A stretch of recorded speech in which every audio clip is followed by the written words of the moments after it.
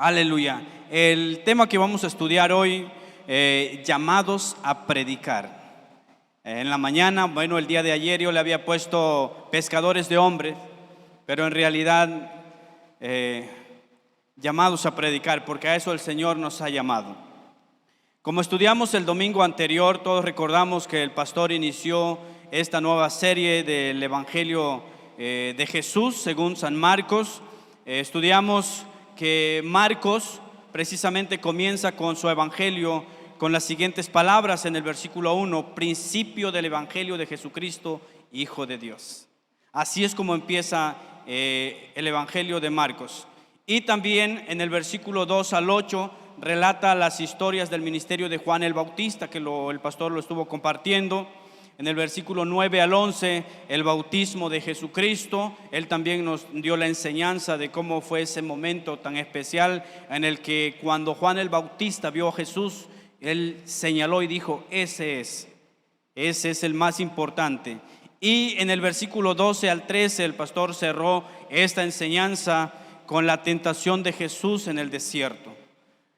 Entonces, de acuerdo al versículo 12 y versículo 13, aprendimos que Jesucristo mismo nos enseñó cómo debemos de comportarnos nosotros, todos los que estamos aquí, los que nos ven en las redes sociales, cómo debemos de comportarnos los cristianos cuando se presentan los momentos difíciles, cuando están las circunstancias difíciles, las tribulaciones en nuestra vida. Aprendimos el domingo anterior que Él permaneció firme. Cuando fue llevado al desierto y fue tentado por Satanás, Él permaneció firme y obediente hasta la muerte. También aprendimos a través de esta enseñanza que Dios quiso mostrarnos a nosotros como cristianos, quiso mostrar a toda la humanidad que con nuestras fuerzas, por más que intentemos salir adelante, no vamos a poder. Y eso lo sabemos definitivamente. Con nuestras fuerzas no vamos a poder seguir adelante.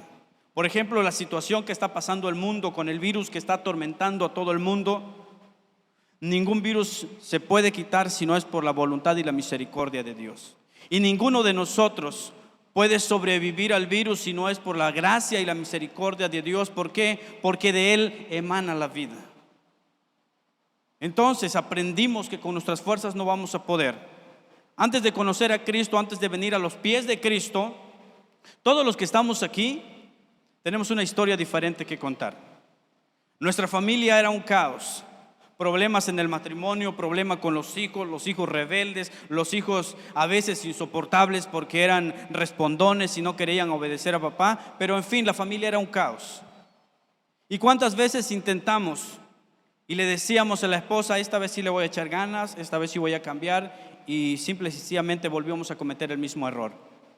O los hijos, cuando se exhortaba a los hijos también: sí, papá, esta vez ya no lo vuelvo a hacer. Y lo volvían a hacer. ¿Por qué? Porque intentábamos cambiar con nuestras propias fuerzas. Y aprendimos en la enseñanza anterior que con nuestras fuerzas no vamos a poder. Jesucristo pudo hacerlo. Jesucristo soportó la tentación en el desierto porque Él mismo es Dios. Ya sabemos entonces que Marcos escribía bajo la influencia de Pedro. ¿Y por qué bajo la influencia de Pedro? Porque él se convirtió en un seguidor de Jesús, porque en todo tiempo Pedro estuvo más cercano a Jesucristo, estuvo a lo largo de todo su ministerio. Y eso fue algo muy importante también, el por qué Marcos empezó a escribir. Este evangelio de Marcos constituye un documento histórico en el cual nos llega por medio de un hombre que es Pedro, que estuvo todo el tiempo con nuestro Señor Jesucristo. Y eso es un privilegio muy grande. Por ejemplo, los que somos servidores de esta iglesia, los servidores de otra iglesia, sabemos qué tan importante, qué tan grande es ese privilegio que tenemos, el estar caminando con Dios y a su vez caminando y trabajando al lado del pastor. Sabemos que es un privilegio que se tiene que ganar. En el trabajo sabemos que nos asciendan a un puesto mayor es un privilegio tan grande que no todos lo pueden tener. Es un precio que tenemos que pagar en obediencia, en disciplina, en honestidad. Todo esto es algo que tiene que ver cuando estás más cercano a tu líder principal. Y eso es lo que Pedro pudo comprobar durante todo este tiempo que estuvo al lado de Jesús. Un privilegio tan grande. Además, en este Evangelio de Marcos tiene un interés muy especial para nosotros, porque sabemos que Jesucristo selecciona a las personas. Jesucristo es el que hace el llamado a las personas. No nosotros los hombres escogemos a quién vamos a llamar. ¿Por qué? Porque es el Espíritu Santo de Dios que nos ministra a nosotros. Y en este Evangelio de Jesucristo en Marcos también selecciona esos incidentes muy importantes que marcaron la historia en la vida de Pedro, pero que también lo ayudaron en su formación personal como discípulo. Y por supuesto también nos puede ayudar a nosotros como seguidores de Jesucristo si somos obedientes a la palabra de Dios. Entonces dice el versículo 14: después que Juan fue encarcelado, Jesús vino a Galilea predicando el evangelio del reino de Dios. Vamos a ir desmenuzando este versículo 14. Dice: después que Juan fue encarcelado. Aquí en este versículo, en la primera parte, Marcos nos explica por qué Juan fue encarcelado.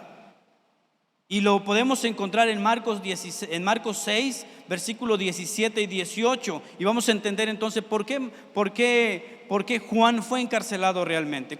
¿Qué fue lo que él hizo y por qué lo tuvieron que llevar preso?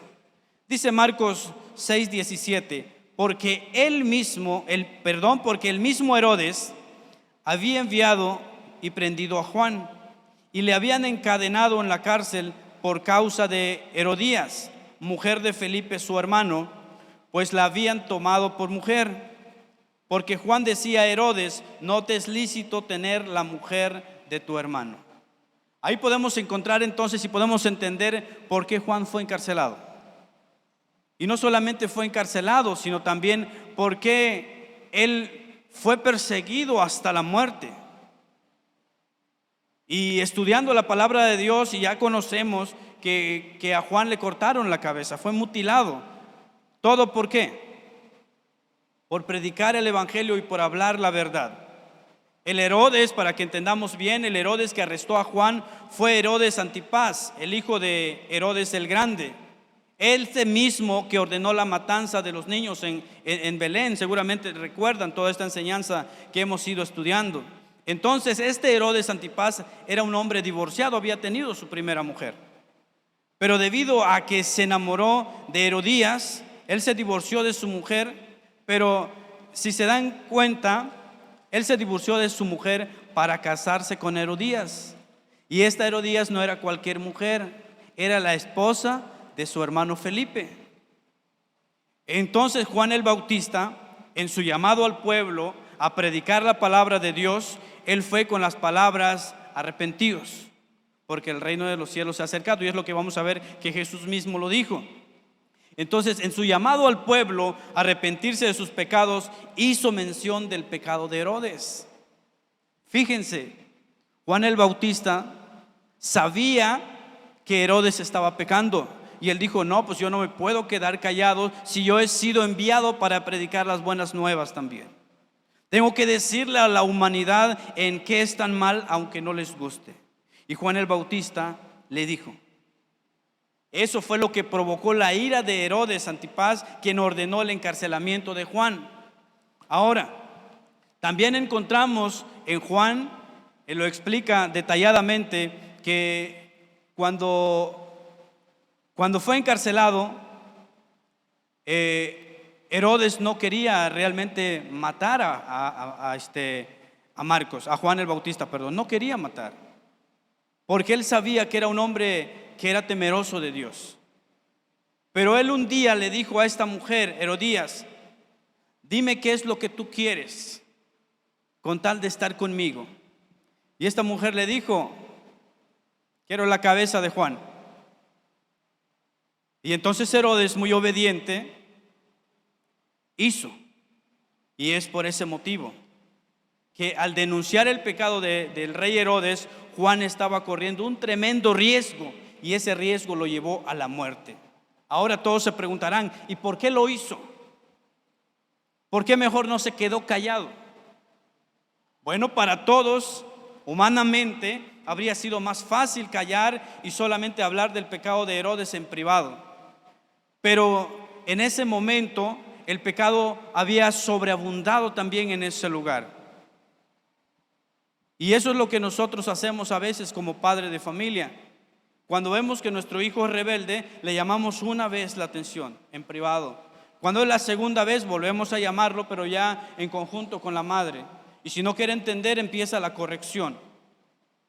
Y aquí en este caso también, Juan tuvo que denunciar públicamente el pecado que estaba cometiendo Herodes. ¿Por qué lo hizo? Porque Herodes mismo necesitaba escuchar el mensaje de Juan acerca de la venida del reino de Dios. Y eso lo hizo Juan como una señal de los tiempos en los cuales vivía y en evidencia de la necesidad tan grande de un verdadero arrepentimiento. Y hemos aprendido que lo que nosotros más anhelamos de nuestros familiares que no conocen a Cristo es que procedan al arrepentimiento y vengan en pos de Jesucristo.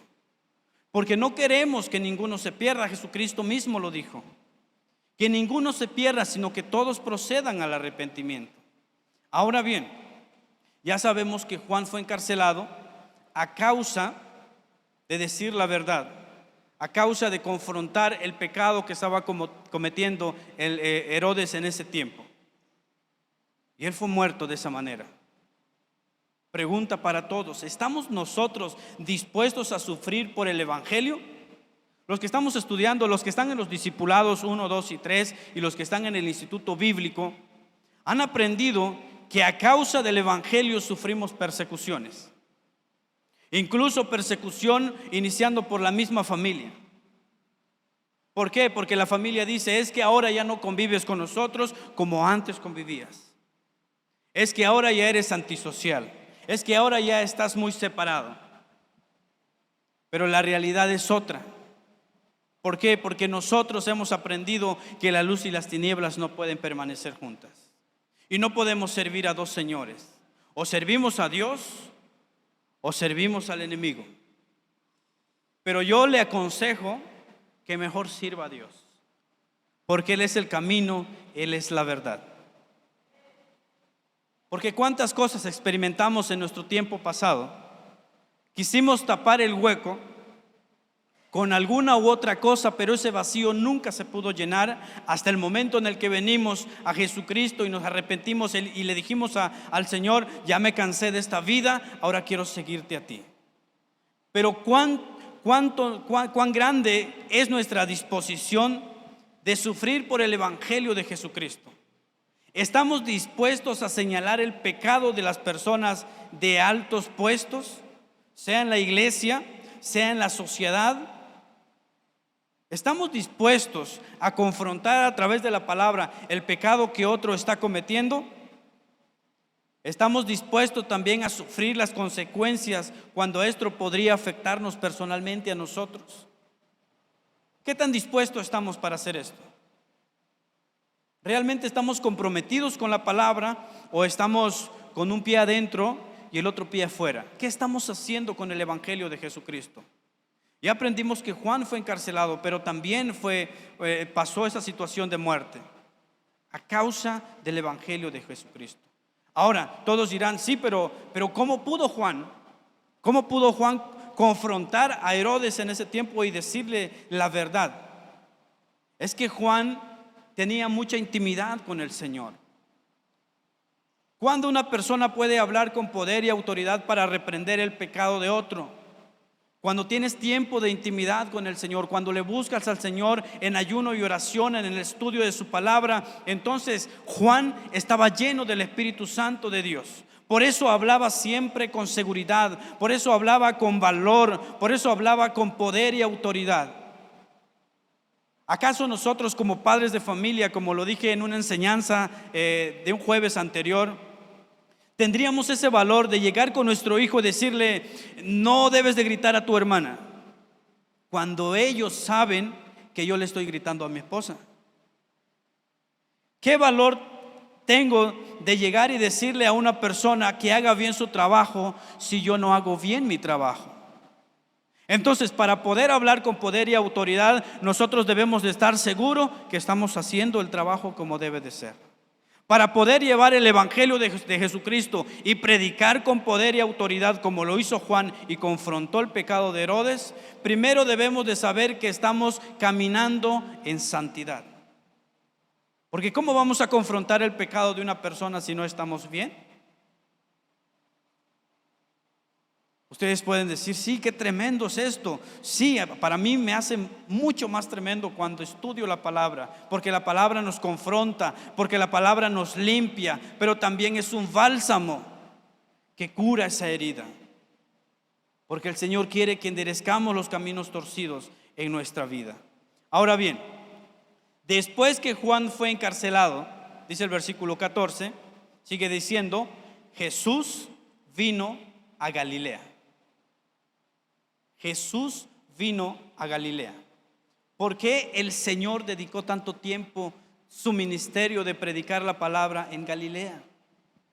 ¿Se ha hecho alguna vez esta pregunta? ¿Por qué tuvo que venir a Galilea y predicar el evangelio? ¿Por qué se dedicó mucho tiempo en Galilea? Para cumplir lo que dice Isaías capítulo 9 versículo 1 y 2.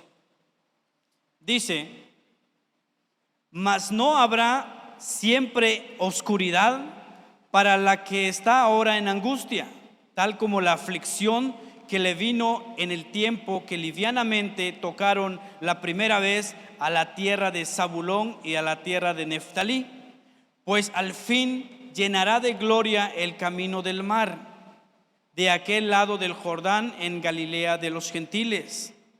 Ahora, ¿a qué se está refiriendo? ¿De qué se está refiriendo Isaías capítulo 9 versículo 1 cuando dice no habrá siempre oscuridad para los que están en angustia?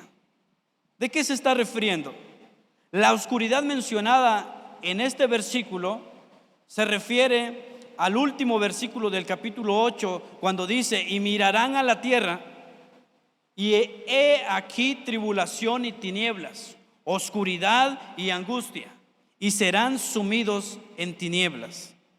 Esa oscuridad que se está refiriendo en Isaías 9 versículo 1 se refiere a la oscuridad espiritual. Esa oscuridad espiritual causada por la maldad en ese tiempo, en ese lugar. ¿Cuál es esa oscuridad espiritual causada por la maldad? El miedo, el desaliento que estaba pasando el pueblo de Dios en ese momento. Eso fue experimentado por la gente cuando los asirios atacaron la tierra de Zabulón y la tierra de Neftalí. Ya estudiamos anteriormente esto también. Lo mismo nos sucede a nosotros como cristianos. Cuando pasamos tribulaciones, cuando pasamos persecución a causa del evangelio de Jesucristo, en muchas ocasiones, en medio de las desesperaciones, en medio de la incertidumbre, tememos muchas veces que las tristezas y los problemas nunca terminen en nuestra vida. Cuando estamos predicando el evangelio, cuando nos esforzamos por buscar a Jesucristo y pasan ciertas situaciones, a veces tenemos ese miedo de que esos problemas nunca se van a acabar o que de esos problemas se van a ir cada día agrandándose. Pero tenemos una certeza que nos trae paz a nuestra vida. ¿Cuál es esa certeza? Que estamos seguros, porque la Biblia dice que a todas las pruebas que nos suceden en nuestra vida, Dios siempre tiene preparado una salida. ¿Sí o no? Todas las pruebas que nos suceden en la vida, todas esas pruebas, Dios tiene preparado una salida.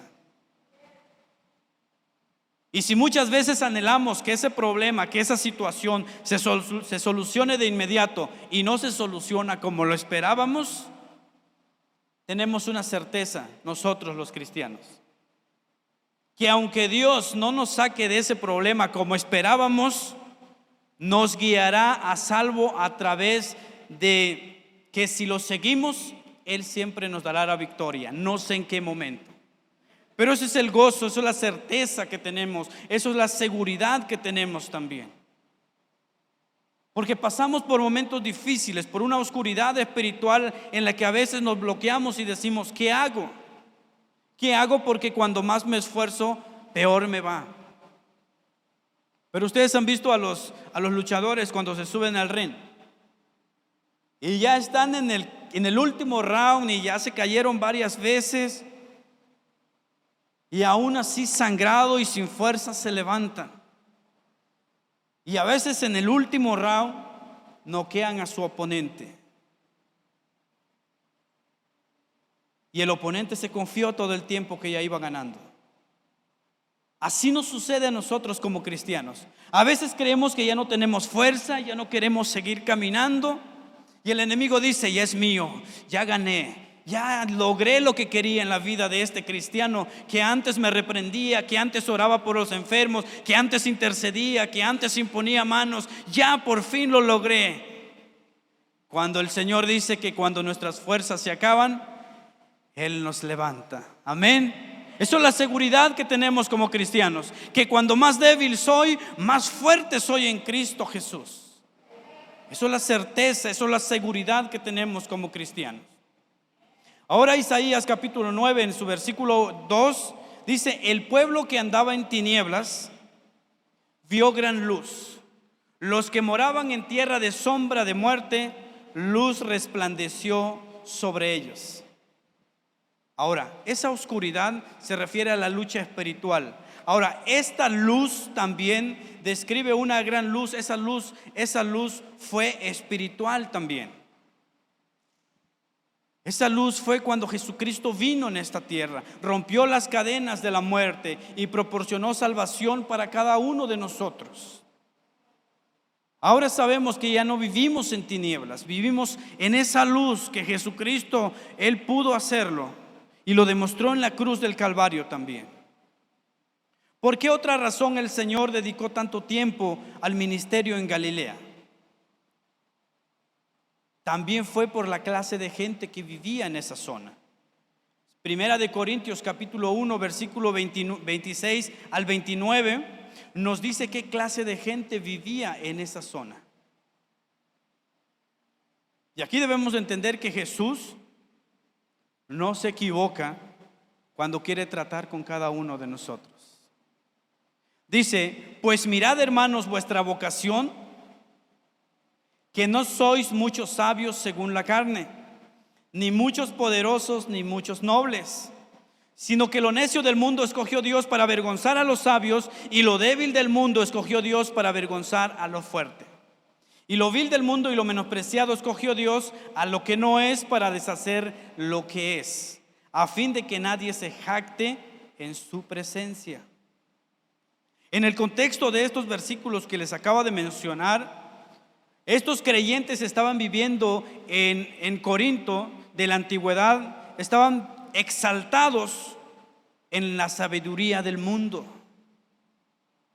La costumbre filosófica griega había penetrado la iglesia y se estaba dividiendo, siguiendo a ciertos personajes por su filosofía humana, peleándose dentro de la iglesia, jactándose, dividiéndose, gloriándose en las habilidades y el poder de los hombres, gloriándose en la percepción y la sabiduría de los hombres. Sin embargo, para tratar con esto, el apóstol Pablo nos enseña cómo Dios obra, y lo dice en el versículo 26. Lo decía de esta manera: contémplense ustedes mismos, consideren su llamamiento, miren lo que ha ocurrido en sus propias vidas. Entonces el apóstol lo está confrontando de esa manera, porque se les había olvidado que eran lo que eran no por sus fuerzas. Los estaba confrontando porque de repente se les subió el orgullo. Es que ya no me puedes decir nada, es que yo ya sé lo que hago, es que si quieres toma tu propia decisión, es que lo otro, y ya no querían escuchar y obedecer lo que dice la palabra de Dios. ¿Será que solamente sucedió en la iglesia de Corinto? ¿O será que está sucediendo en otras iglesias? Probablemente aquí no, en otras iglesias sí. Considerémoslo de esa manera. Está sucediendo también en la actualidad en muchas iglesias. ¿Por qué? Porque de repente se nos olvida de dónde Dios nos ha sacado. Porque de repente se nos olvida cómo era nuestra vida antes de conocer a Jesucristo. Porque de repente se nos sube el orgullo y ya no queremos aceptar la reprensión. Porque de repente nos creemos más sabios que otros. Porque apenas empezamos a servir y nos creemos los intocables. Porque apenas si nos asignan un liderazgo en la iglesia y nos sentimos los orgullosos, empieza la vanagloria, no nos gusta la corrección, somos muy respondones cuando somos reprendidos. Y esa aclaración lo estaba haciendo el apóstol Pablo a la iglesia de Corinto, porque se les había subido. Algunos de la iglesia de Corinto eran débiles, eran personas, hombres que no eran de influencia. Como decimos aquí en México, no tenían palanca en el juzgado de la ciudad. Y los que eran de un alto rango menospreciaban a los pobres. Entonces el apóstol llega y les empieza a aplicar a todos. Porque los que se creían sabios decían: es que estos pobres no tienen poder, no tienen autoridad sobre nosotros. Aparentemente, lo digo entre comillas, aparentemente no tenían poder y autoridad, pero Dios los eligió a ellos. Amén. Estaban formados de clases obreras, de artesanos, de comerciantes. Y cuando estos sabios en la filosofía humana decían que tenían la razón y que ellos tenían por arriba la autoridad, estaban equivocados. ¿Por qué? Porque hemos aprendido que Dios no mira lo que mira el hombre. Amén. Dios mira el corazón de la persona. Pueden haber estudiosos, filosóficos, pero Dios mira lo más profundo de tu corazón. ¿Cuál es realmente tu propósito de servicio? Eso es la verdadera razón por el cual Dios estaba utilizando la vida del apóstol Pablo para confrontar a la iglesia de Corinto. Así que te tengo una noticia muy buena para ti. Si te has estado sintiendo como que nadie te reconoce en la iglesia, porque ves a otras personas de otro nivel social más alto que tú, te tengo una buena noticia hoy.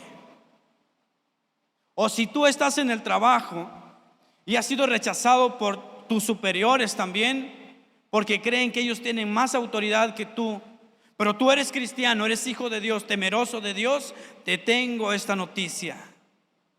¿La quieres escuchar? Deberías de regocijarte de que eres cristiano, de que eres hijo de Dios, porque el poder y la influencia no son necesarios para ser grandemente utilizados por Dios. El poder y la influencia no son necesarios para ser grandemente utilizados por Dios, porque Dios se deleita en dejar de lado las cosas impresionantes de los hombres. Porque ¿qué estamos acostumbrados nosotros humanamente en esta sociedad? ¿Qué estamos acostumbrados a ver? Es que este otro también predica bonito. A mí me llamó la atención hace 2 semanas que estaba viendo un video que alguien me lo compartió.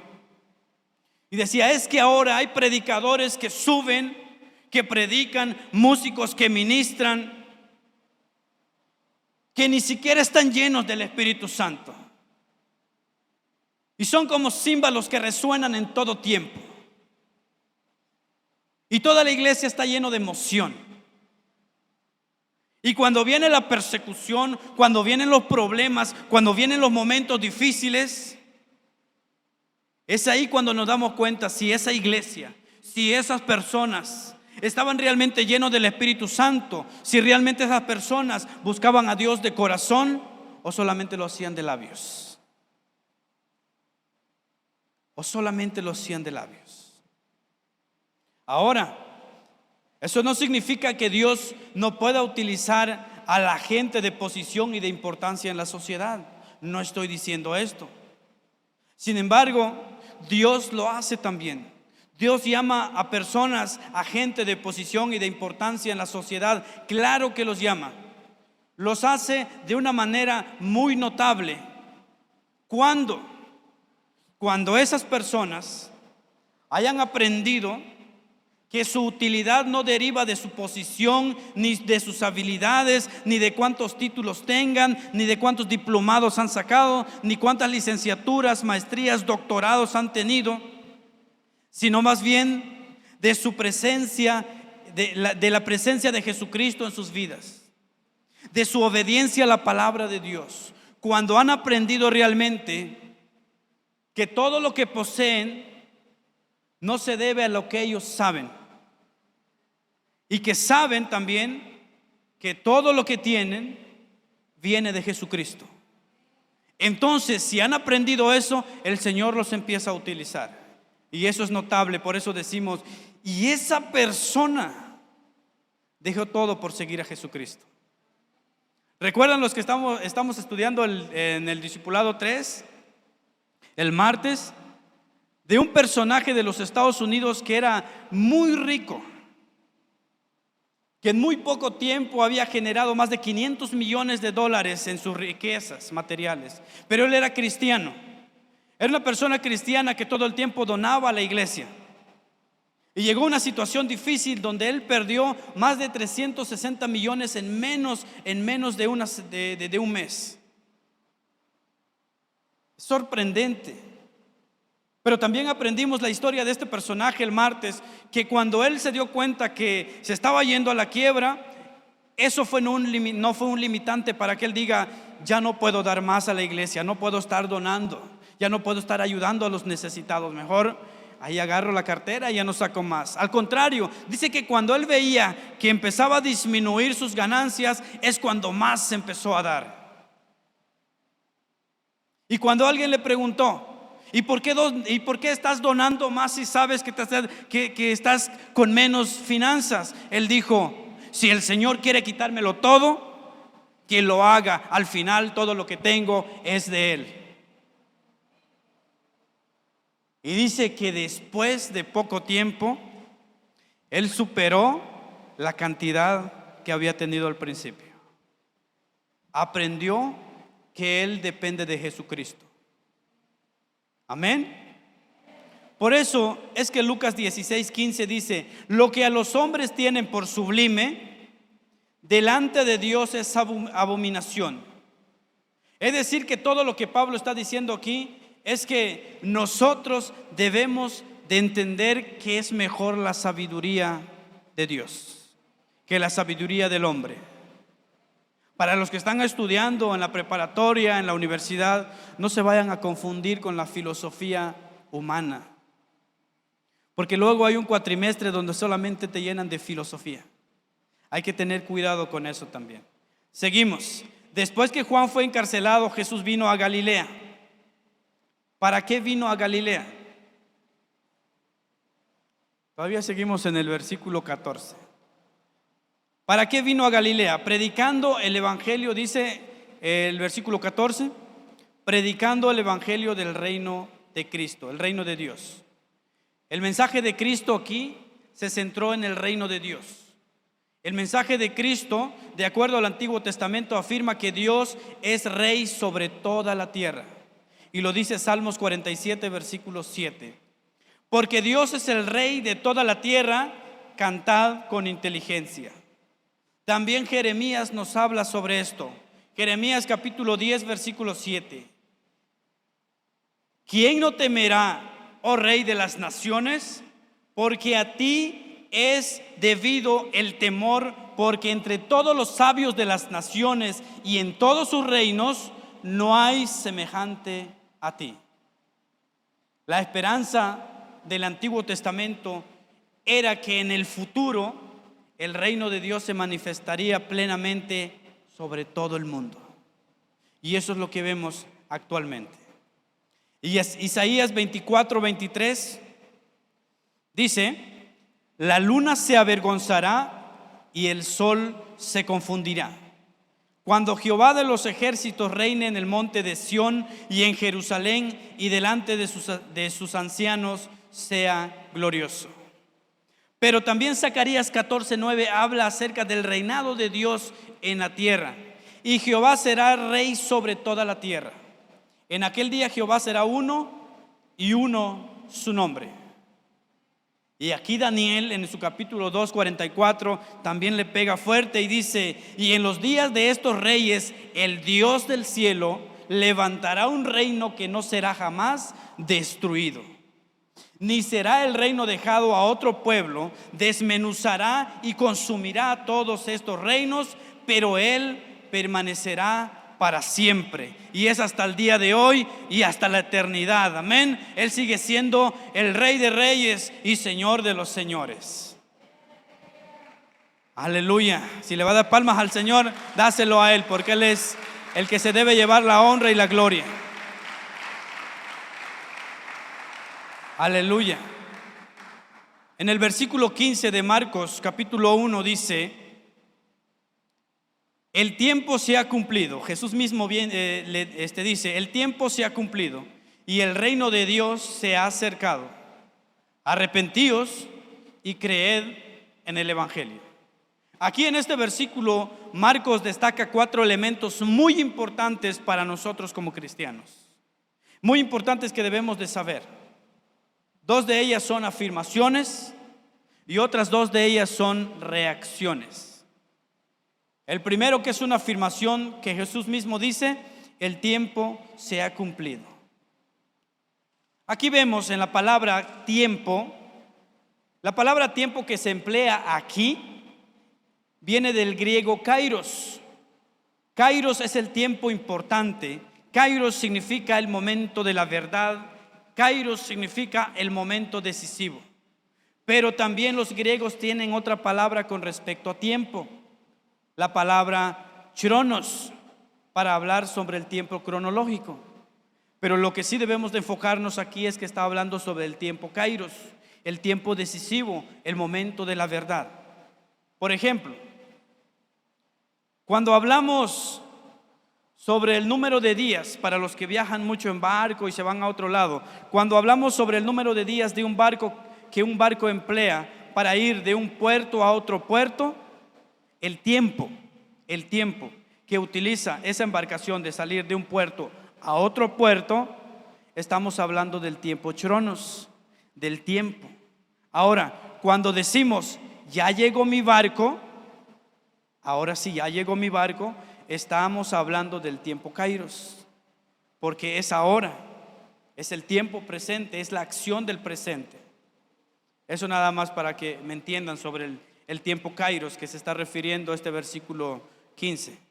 El plan de Dios para la salvación del mundo tiene un momento importante en la vida de cada uno. Hace muchos años atrás, una persona se me acercó y me dijo: es que, ¿por qué Dios tuvo misericordia de mí ahora que me separé de mi esposa y perdí la confianza de mis hijos? Si el Señor me quería llamar a su servicio, ¿por qué no me llamó a ese tiempo cuando estábamos todos reunidos en la casa? Cuando estaba con mi esposa y cuando estaba con los hijos. ¿Por qué ahora?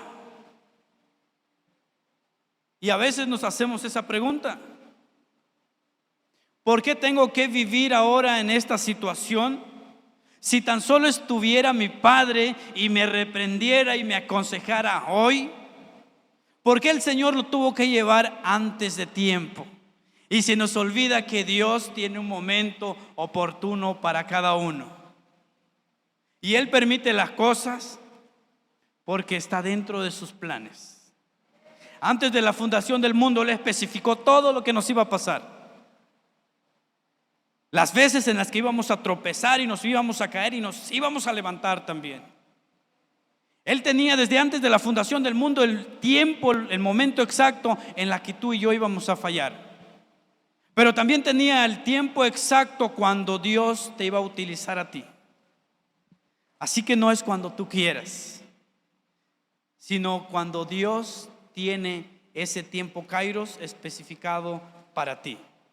Gálatas capítulo 4 versículo 4 dice: pero cuando vino el cumplimiento del tiempo, Dios envió a su Hijo, nacido de mujer y nacido bajo la ley.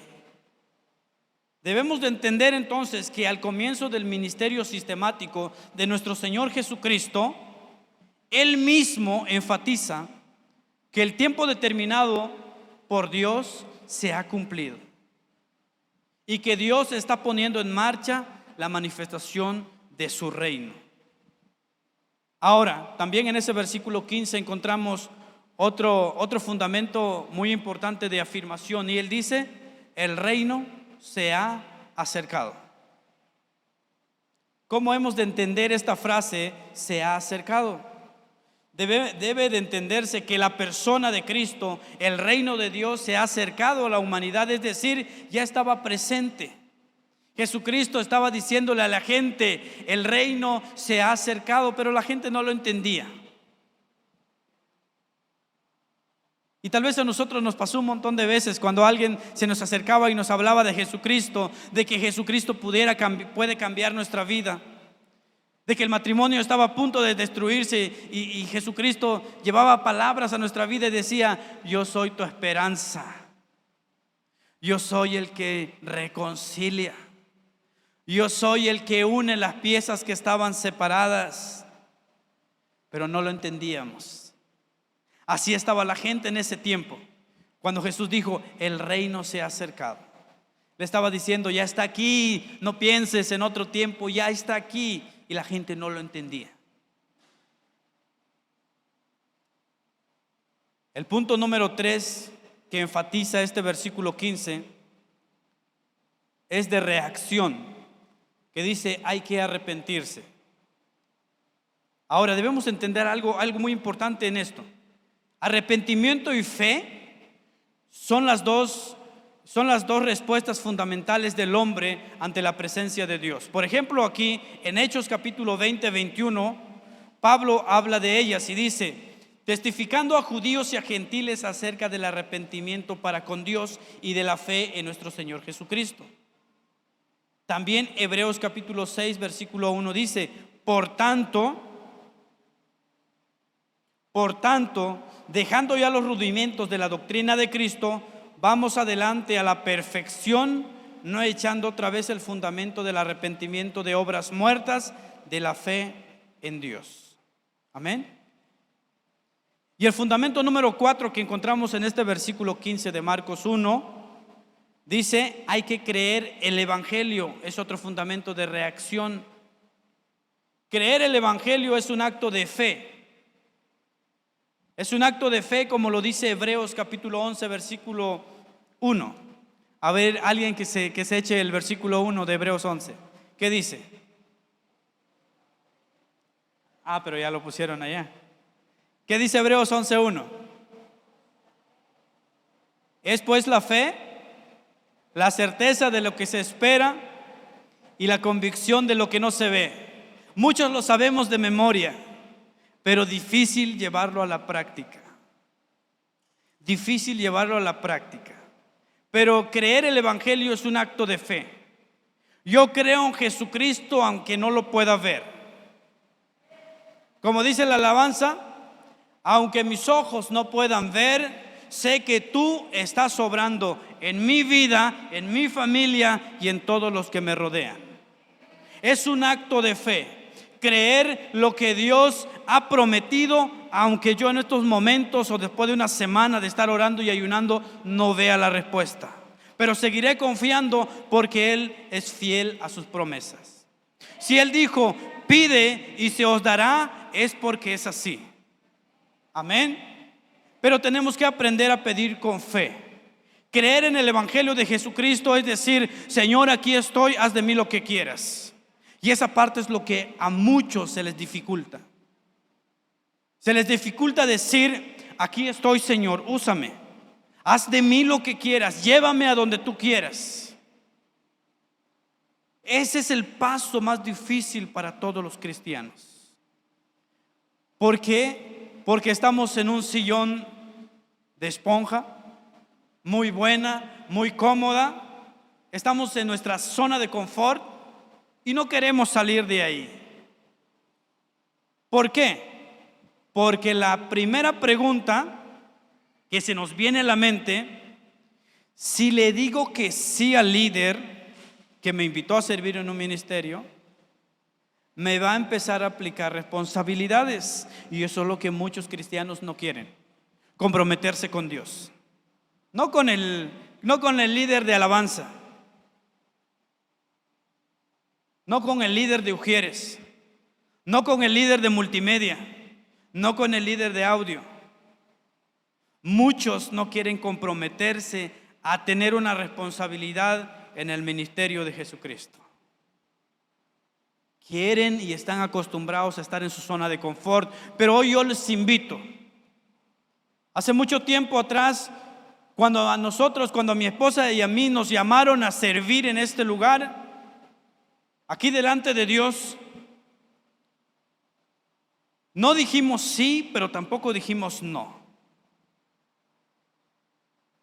Y llevábamos algo en la garganta, un nudo en la garganta. Pero cuando llegamos a la casa, mi esposa y yo empezamos a llorar. Y esa pregunta es lo que más adelante vamos a ver cuando Jesús llama a los pescadores. Y empezamos a llorar con mi esposa, y esa pregunta fue: ¿por qué Dios nos escogió a nosotros?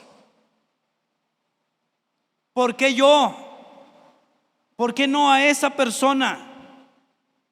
¿Por qué a mí si no estoy preparado? Mejor a él sí ha estudiado la palabra de Dios, él sí tiene más carreras universitarias que yo. ¿Por qué tengo que ser yo si el Señor sabe lo que tengo en mi corazón? ¿Por qué Dios sabe lo que tengo en mi corazón? ¿Por qué Dios me escoge a servir si Él sabe que yo soy un desobediente, si yo soy un orgulloso, si yo soy esto, si soy lo otro? ¿Por qué yo? Porque Dios tiene misericordia de quien Él quiere. Punto.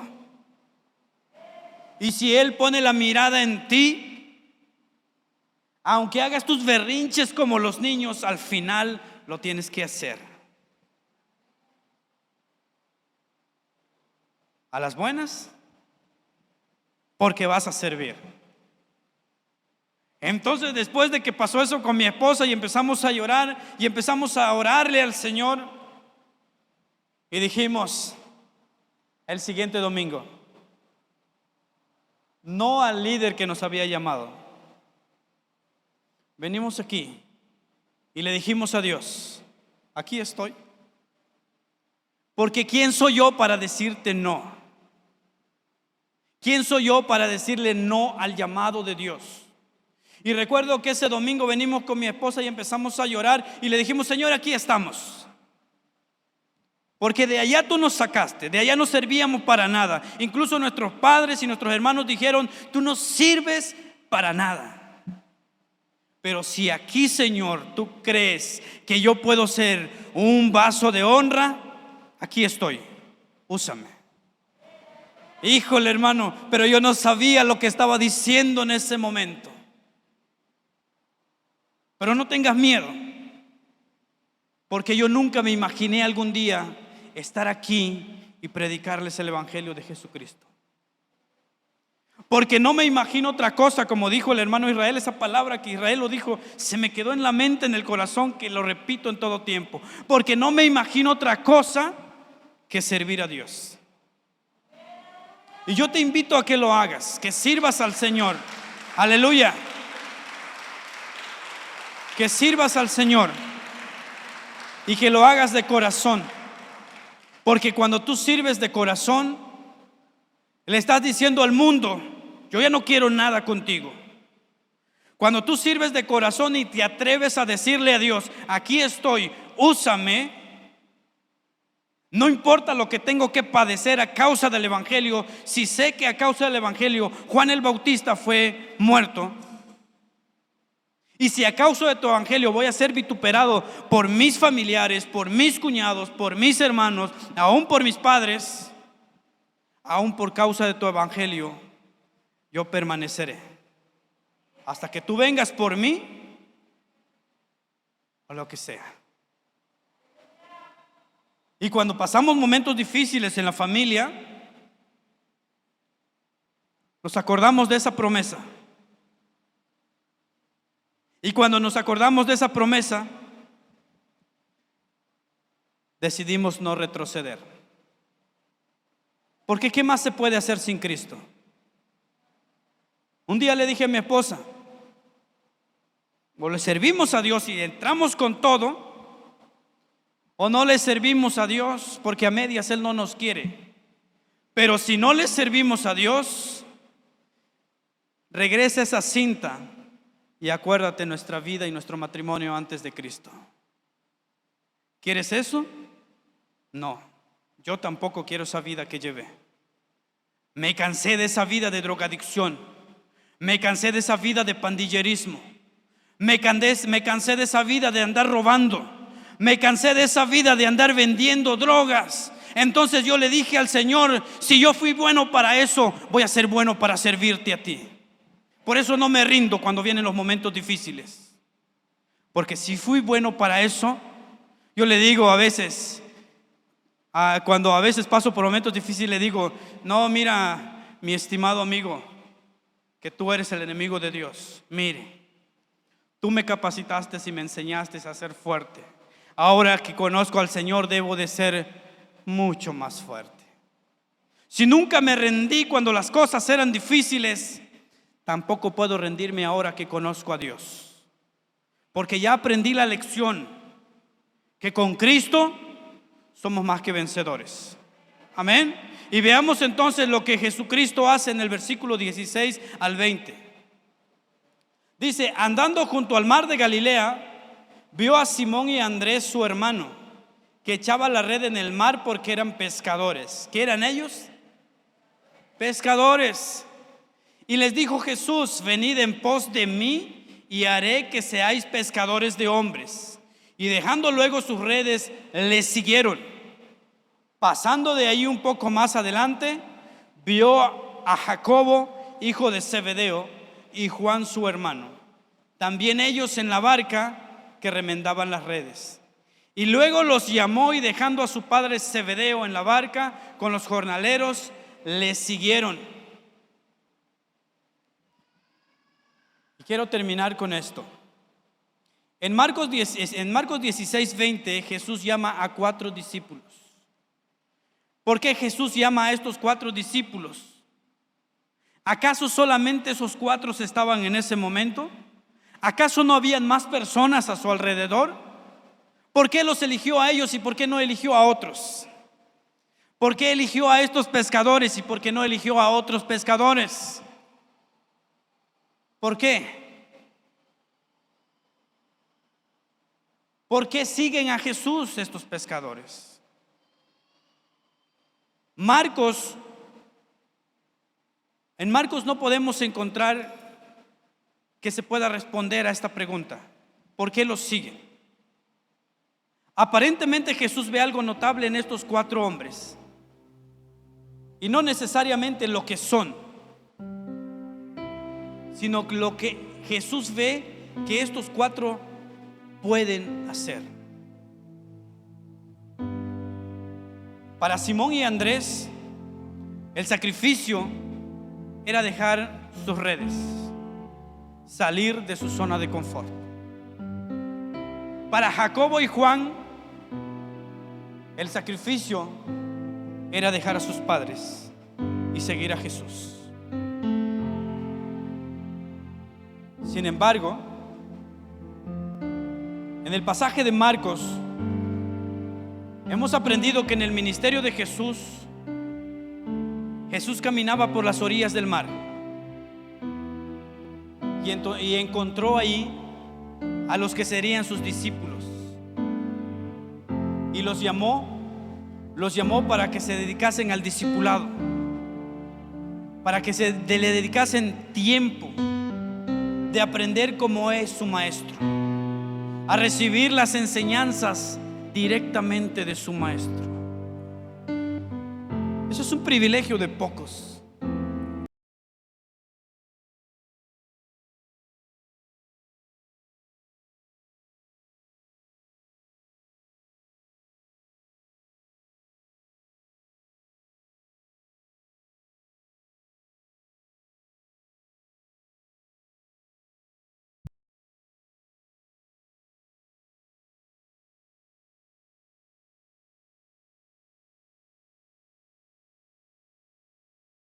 Que Dios te ha dado a los cerdos, aguanta presión, que tu bendición está muy cerca.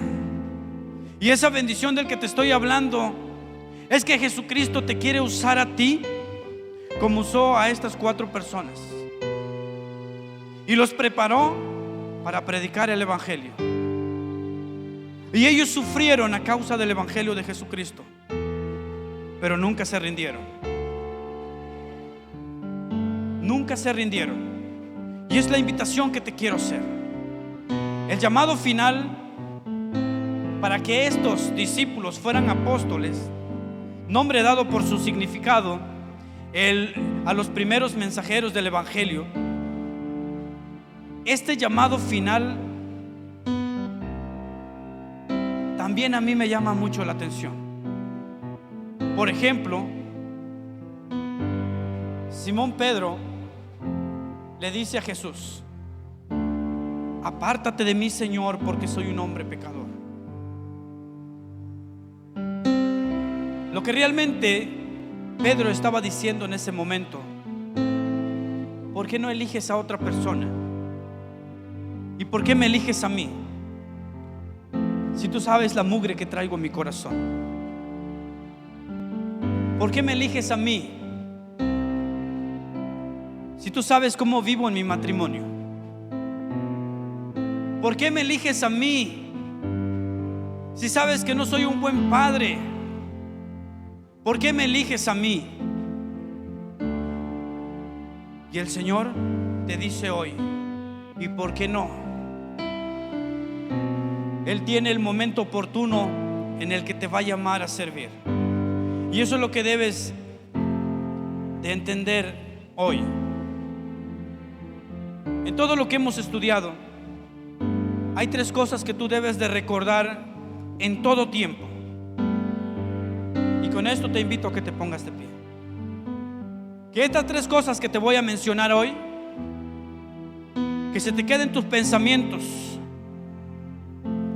pero que se te quede en tu corazón. No lo olvides. No lo olvides, para que no te suceda lo que a mí me sucedió hace casi 12 años. Cuando yo tenía 12 años,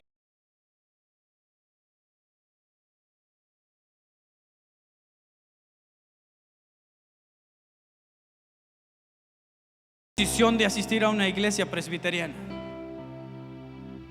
A los 11, 12 años, Dios me llama a ser líder de niños, siendo un adolescente.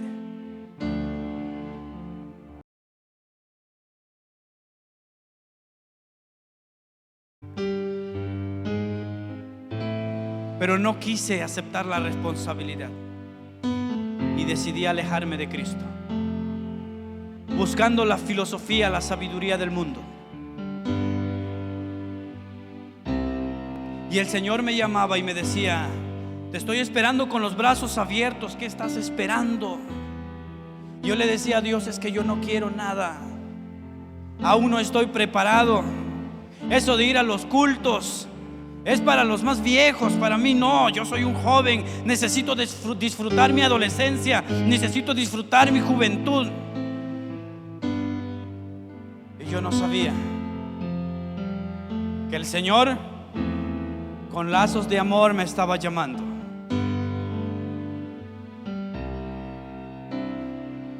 Pero la Biblia dice que antes de que te formase en el vientre de tu madre, te conocí. te santifiqué, te aparté para cumplir mi propósito en tu vida. Así es que no es del que quiere. Y estas 3 cosas que te voy a mencionar, quiero que lo recuerdes en todo tiempo, aun cuando vengan los momentos difíciles. Tú eres servidor,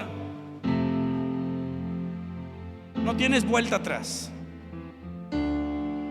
y no puedes tener un pie adentro y otro pie afuera, y no puedes servirle al Señor hoy y mañana ya no. Dios no quiere mediocres. Número 1, la mirada de Jesucristo se centra en aquel ha escogido. Y cuando se centra de esa mirada, Él no la desvía. Número 2, el llamado de Jesús es una llamada de Dios mismo. Es categórica, poderosa y penetrante. Y por más que le digas, no quiero servirte, el Espíritu te sigue redarguyendo. Y donde quiera que estés no vas a estar tranquilo o tranquila. Y el Señor te está diciendo, ¿te acuerdas en el ministerio en el que servías? ¿Qué estás haciendo con ese ministerio? ¿Te acuerdas del talento que te di? ¿Qué estás haciendo con ese talento que te di? ¿Acaso se puede esconder una vela por debajo de la mesa? No se puede. Esa luz tiene que alumbrar en medio de la oscuridad. Y tú eres esa luz. Tú y yo somos esa luz. Tú y yo somos la sal de la tierra. Dejemos que esa sal sazone entonces. No nos podemos esconder. Debemos de salir de nuestra zona de confort. Y número 3, cuando Dios llama, no cabe en Él ningún titubeo. Si Él dijo, te llamo a ti, y te llama por tu nombre, no hay vuelta atrás. Él hace muchos años me había llamado, y yo no quise, y estuve jugando con su palabra, hasta que un 11 de agosto del 2009 el Señor me llamó. Y cuando estaba en ese hospital, me acordé. Y cuando estaba con muchas máquinas, muchos aparatos en mi cuerpo, me acordé que cuando era adolescente le dije, aquí estoy, úsame como tú quieras. Entonces aprendí la lección, porque el Señor dice en su palabra, no os engañéis a vosotros mismos, porque Dios no puede ser burlado. Estos hombres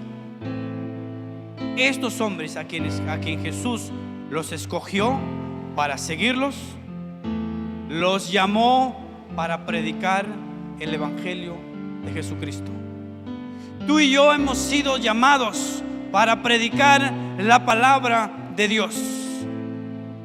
Lo único que puedes hacer hoy, si crees que ese carbón se está apagando dentro de ti,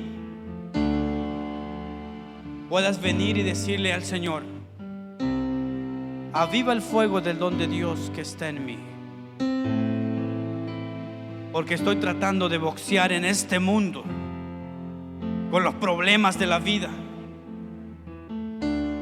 y estoy boxeando con mis fuerzas, pero yo estoy consciente que mis fuerzas son limitadas y ya me cansé. Ahora quiero que tú lo hagas. Señor, aquí estamos.